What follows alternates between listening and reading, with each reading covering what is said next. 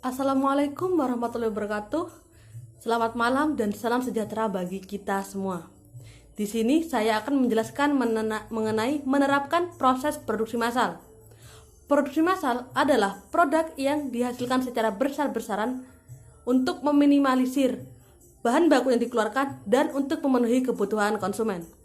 Sebelum itu, sebelum ke produksi massal, izinkan saya untuk memperkenalkan diri saya. Perkenalkan, nama saya Dwi Febrianti Iraning Tias dari kelas 12 AHP 3, absen 5. Pengelompokan produksi massal didasarkan pada tujuan, volume produk, dan bahan baku yang kita gunakan. Selanjutnya ada penerapan produksi massal berdasarkan wujudnya. Yang pertama ada kimiawi. Kimiawi biasa digunakan pada perusahaan obat-obatan atau tambang minyak. Yang kedua ada wujud dari modifikasi, yaitu perubahan bentuk yang kita gunakan mulai dari bentuk bahan baku menjadi produk yang dihasilkan seperti perusahaan mebel. Yang kedua yaitu assembling. Assembling yaitu proses perakitan komponen barang seperti pada perusahaan otomatis elektronik. Selanjutnya ada transportasi, yaitu jasa pemindah tempat baik barang atau manusia yang akan kita pindah. Tujuannya untuk menambah nilai guna. Dan yang terakhir yaitu administrasi. Jasa administrasi digunakan untuk membantu penyusunan data, penyimpanan, atau penyajian. Selanjutnya ada penerapan produksi massal berdasarkan arus proses produksi. Di bagian ini ada 3 hal yang harus diperhatikan. Yang pertama adalah arus produksi terus-menerus. Terus-menerus berarti suatu produksi terus berjalan tanpa ada penumpukan barang. Selanjutnya ada arus proses produksi terputus-putus. Terputus-putus ditujukan untuk produksi yang tidak menentukan urutan kegiatan. Dan yang terakhir adalah produksi campuran, yaitu proses yang menggabungkan antara produksi terus-menerus atau terputus-putus. Ini dilihat dari kemampuan perusahaannya.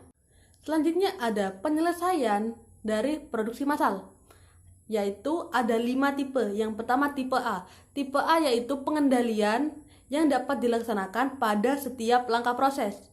Yang kedua ada tipe B, yaitu proses produksi yang mengalami ketergantungan pada masing-masing tahapan.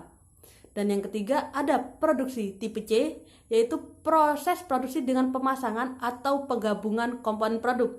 Ini bisa disebut dengan assembling. Yang keempat adalah proses produksi berdasarkan tipe D, yaitu proses menggunakan mesin atau peralatan lainnya. Dan yang terakhir ada produksi tipe E yang digunakan untuk memproduksi barang dagang atau jasa. Selanjutnya ada proses produksi massal berdasarkan bahan mentah. Di sini ada 2. Yang pertama adalah analitik dan sintetik.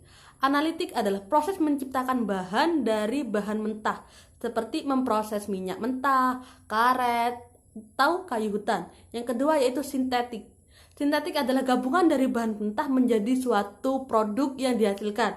Contohnya sepatu. Penerapan produksi massal tidak hanya berdasarkan urutan yang tadi. Di sini juga kita akan menjelaskan apa tujuan dari menerapkan proses produksi massal. Yang pertama ada meningkatkan efisiensi barang atau jasa lebih banyak sementara nilai bahan baku yang kita keluarkan tetap. Yang kedua ada meningkatkan produktivitas supaya efisiensi para pekerja lebih berkaitan dengan kuantitas barang. Dan yang terakhir adalah meningkatkan kualitas karena kualitas konsumen mau membeli barang atau jasa dari suatu perusahaan. Sekian presentasi dari saya. Apabila ada kesalahan, mohon dimaafkan. Wabillahi taufiq wal hidayah. Wassalamualaikum warahmatullahi wabarakatuh.